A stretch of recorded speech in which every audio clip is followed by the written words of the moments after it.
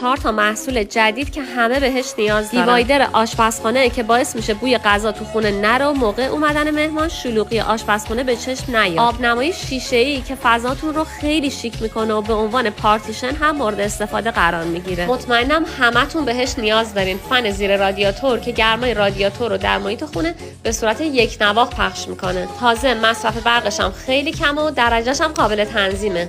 این یکی دیگه از واجبات میخ سیلیکونی که باعث میشه دیگه دیوارت سوراخ و خراب نشه. مقاومت خیلی خوبی هم داره. هر کدوم نیاز داشتی اسمشو بنویس تا اطلاعاتش برات ارسال بشه. فقط باید قبلش پیجمون رو حتما فالو داشته باشی.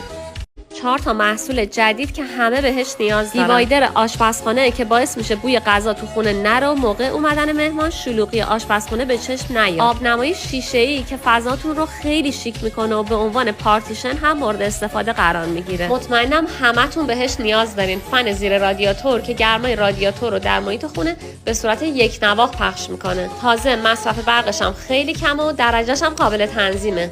این یکی دیگه از واجبات میخ سیلیکونی که باعث میشه دیگه دیوارت سوراخ و خراب نشه. مقاومت خیلی خوبی هم داره. هر کدوم نیاز داشتی اسمشو بنویس تا اطلاعاتش برات ارسال بشه. فقط باید قبلش پیجمون رو حتما فالو داشته باشی.